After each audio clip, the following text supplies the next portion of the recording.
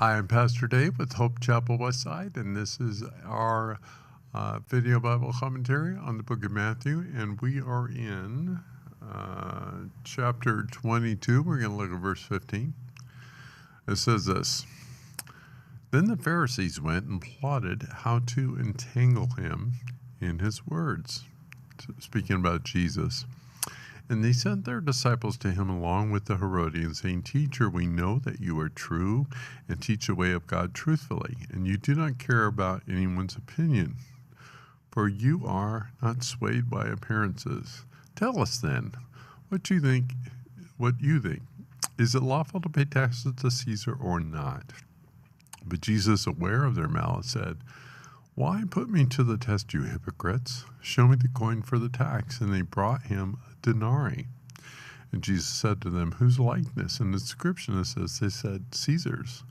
And he said to them, Therefore render to Caesar the things that are Caesar's, and to God the things that are God's. When they heard this, they marveled, and they left him and went away. I think this is really interesting because they're looking at Jesus and they're thinking, he's just a revolutionary. He has no regard for authority because of the way that he talked to them. He called them snakes. You're a brood of vipers. He was talking about their hypocrisy, that they were externally religious, but inside he knew who they really were.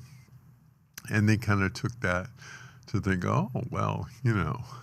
maybe we'll get him in trouble with the Romans because he doesn't respect our authority. Maybe he won't respect their authority. And saying, look, this is Caesar's image. He might say, hey, look, that's idolatry. And this is the thing.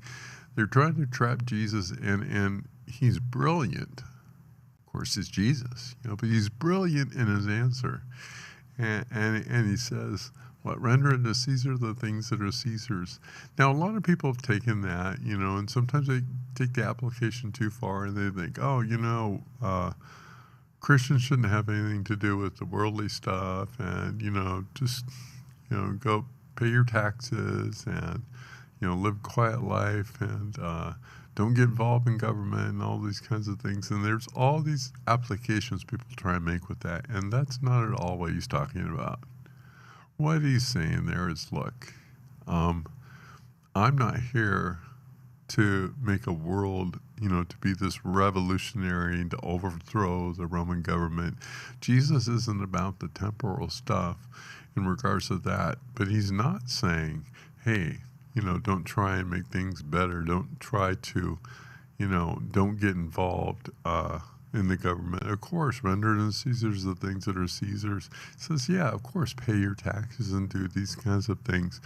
But he's not talking about not being involved in the government or not participating or somehow going up on a mountaintop or something and just totally separating ourselves from the world. Even the Apostle Paul tells us we can't possibly do that. We're to be salt and light in the world. I mean, if we're up on a mountaintop, worshiping God, how are we going to be light and salt in the world? And so when you look at this, understand that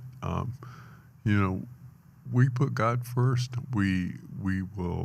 You can go over to Romans 13 as a cross-reference, and that we need to obey those in our authority to the best that we can. But of course, if we have a corrupt government, like we're dealing with right now, we have those in government that are trying to come against God, trying to come against the church, trying to perpetuate evil things in our society.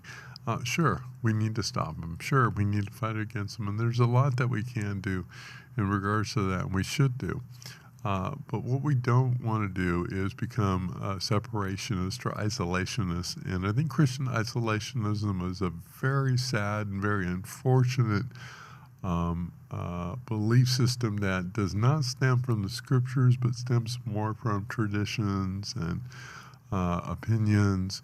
But when we look at the scripture, God isn't saying that, just because we're not of the world, that we're of the kingdom, doesn't mean that we don't have responsibilities in the world. And so please be very careful in applying this. And again, I would encourage you to go to Romans and check that out. There's some other scriptures that you can look at. But yeah, be involved. Don't be an isolationist. Pay your taxes. Obey the law to the best of your ability. Hopefully that helps you understand this portion of the scripture. If you like these videos, go ahead and click the subscribe button or go to Hope Chapel Westside and download our app from the App Store. God bless and have a great day.